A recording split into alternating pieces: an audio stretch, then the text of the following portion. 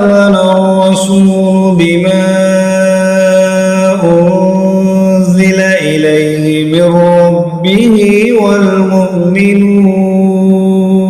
السلام عليكم ورحمة الله وبركاته. தங்களது மேலான ஜகாத் சதகா ஃபித்ராக்களை நமது இஸ்லாமிய கல்விச் சங்கத்திற்கு கொடுத்து உதவுங்கள். அவற்றை ஏழை எளிய மக்களின் இல்லங்களுக்கே நேரில் சென்று கொடுக்க இருக்கின்றோம் இன்ஷா அல்லாஹ். கீழ்கண்ட எண்களை தொடர்பு கொண்டால் நமது சங்கத்தின் நிர்வாகிகள் தங்களது இல்லம் தேடி வந்து கனிவுடன் பெற்றுக்கொள்வார்கள். அஸ்ஸலாமு அலைக்கும் வரஹ்மத்துல்லாஹி வபரகாத்துஹு.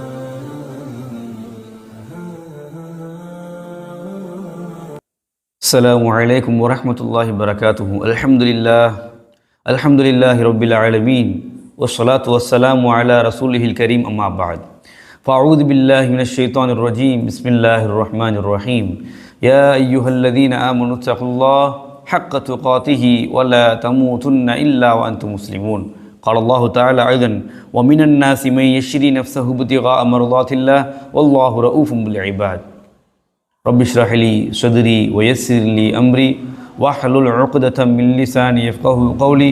رضينا بالله ربا وبمحمد رسولا وبالإسلام دينا. அனைத்து புகழும் அகிலங்கள் எல்லாவற்றையும் படைத்து பரிபக்குவப்படுத்தி பாதுகாத்து வருகின்ற வல்ல ரஹ்மான் அல்லாஹ் ஒருவனுக்கே புகழ் அனைத்தும் உரித்தாகட்டுமாக.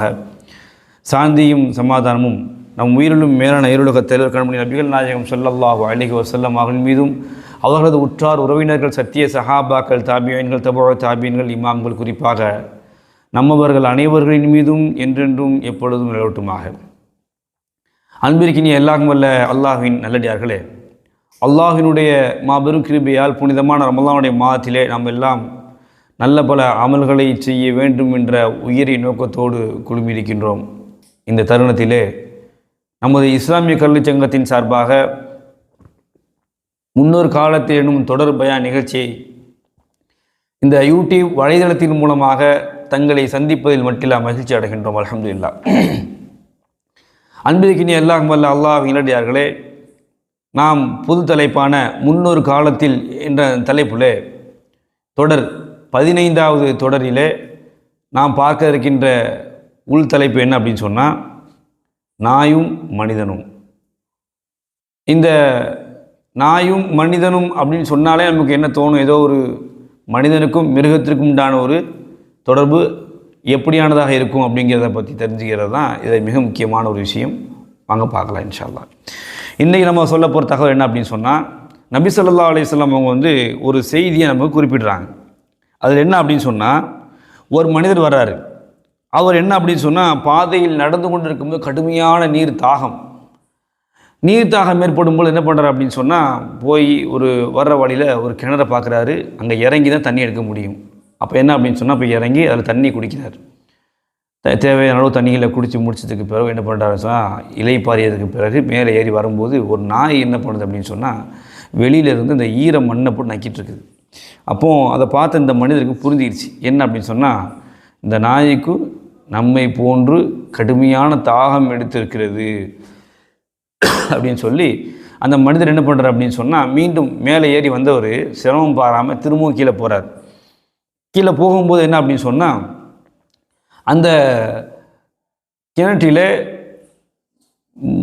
தண்ணியை முள்ளுவதற்கான எந்த ஒரு பாத்திரமும் கிடையாது.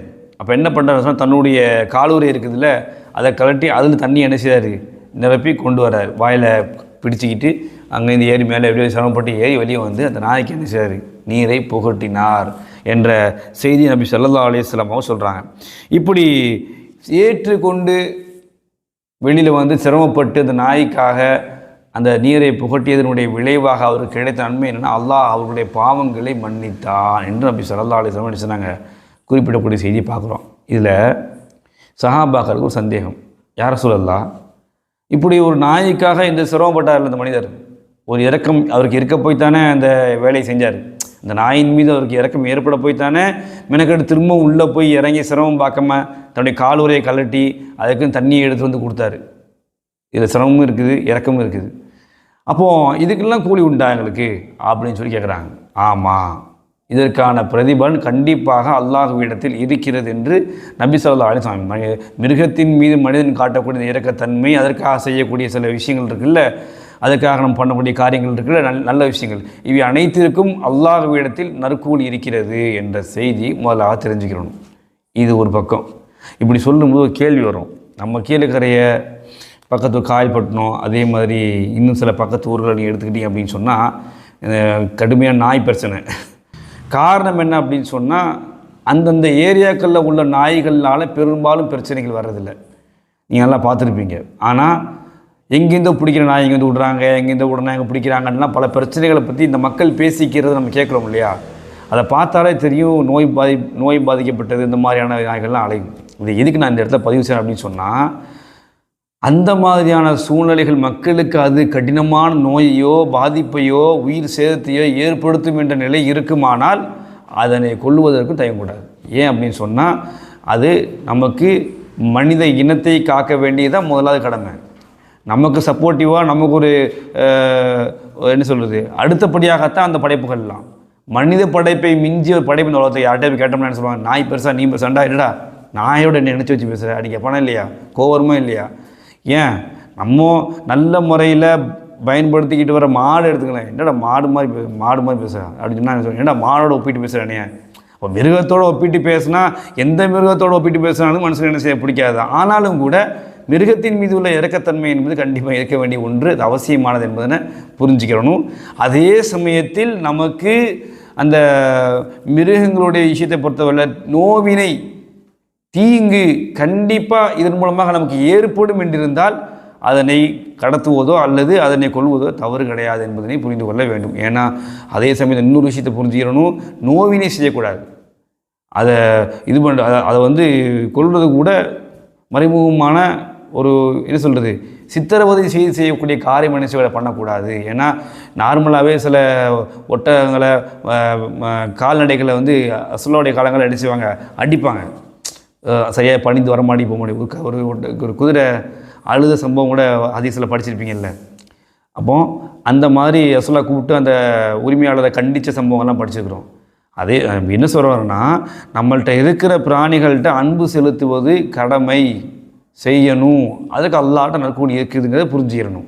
அதே சமயத்தில் மக்களுக்கு விரோதமான, மக்களுக்கு தீங்கு விளைவிக்கக்கூடிய, கேடு விளைவிக்கக்கூடிய ஏதேனும் பிராணிகள் செயல்பட்டால் அதை அப்புறப்படுத்துவதும் மனிதனுடைய கடமை என்பதனை இந்த தருணத்தில் நான் புரிந்து கொள்ள வேண்டும்.